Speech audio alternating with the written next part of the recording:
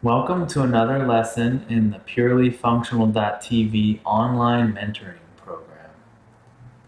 Today we're going to be talking about Clojure protocols.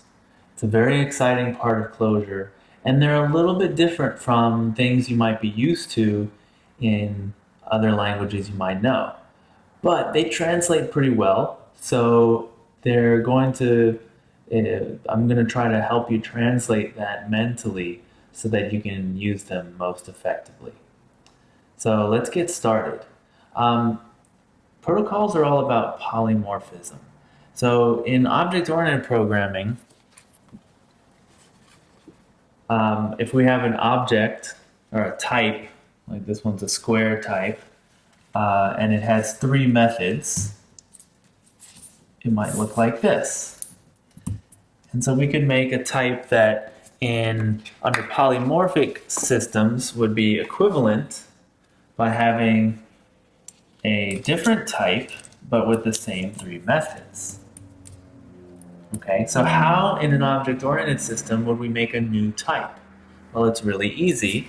We just make a new type, and now we can make it equivalent to the others by adding in those methods. Languages like Java make this really easy because all you have to do is open up a new class, a new Java file, and start coding. And you can get everything set up so that it works.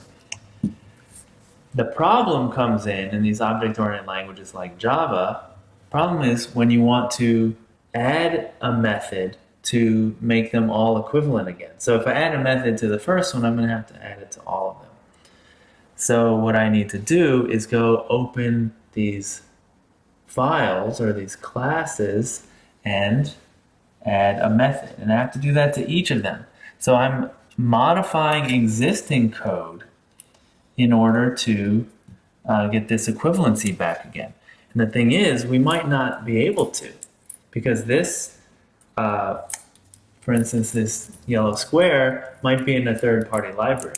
Maybe the red triangle is our code and we can modify it no problem, and we've got good tests so we know it's not going to break anything, or we can detect it if it does. But this yellow one is in a third-party library. We're just not able to modify it. What do we do? That's a big problem. So what we have to do, or what's commonly done, is make something called an adapter. So we write our own version of this class that has this one as a component, so I'm going to put it here. And since we can't modify this one, we actually have to add this method here. All the other methods will just get passed through. So we implement all the methods, but they're really just passing through to the underlying third-party implementation. So this is a level of indirection that we have to do to get this all working so that they're all equivalent again. So this one isn't equivalent, but this one is, and it's reusing everything from there. Okay, how would we do it in a functional programming way? Well, it's equivalent but inverted. So in this one, we're making new types and we have to add methods.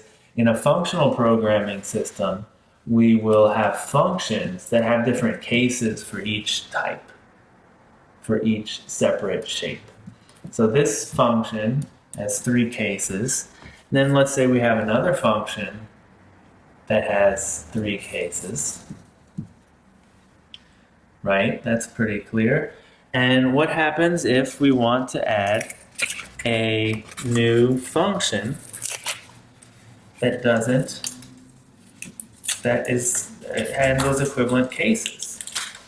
So we have a new function, and all we have to do is modify that function that we just wrote, so we're still in the middle of it. We just add those three cases. There we go. That was easy because we were modifying our new code. But what happens if we want to add a new type so that all of the functions get access to that case? Well, we actually have to go in and modify the existing code so that we can add this. So it's harder to add a type in a functional language, and in an object-oriented language, it's easy to add a type, but it's harder to add a method, right? In functional, it's easy to add a function, hard to add a type, and in object-oriented, it's easy to add a type, but hard to add a method. So we do something very similar to solve the problem. Let's say this square function here is not our code, it's a third-party library. We actually make something very similar to that one. We make another function that's going to call this, and because we can't modify this, we can't put the circle here. So we put the circle case up here, and we say, well, we can implement the circle case, and in all other cases, we'll just call through to that third-party function, right? So it's very similar, it's just inverted. And so a lot of discussion is, how do we do this? How do we make an existing type that we can't modify able to satisfy this new method? How do we make it do something new that we know how to implement, we just can't modify the code? Same here. We have a function, we know how to implement it for our new case, for our new type, but we can't because it's not open.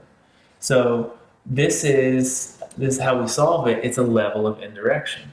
We add a little piece of indirection, and it's boilerplate. You have to do it anew each time. It's prone to bugs, and it's not obvious what's going on here every time you do it. Clojure protocols are actually a way to do that at the language level. They give you this level of indirection so that you don't have to write these things yourself. And it actually works really nicely in both an object-oriented way with existing types that you want to modify, and in a functional way where you want to add new types to existing functions. It works in both scenarios. It solves the dilemma there. So next time we're going to talk about how to actually write your own protocols, when to use them, and how to extend existing types that you can't modify with new protocols. See you then.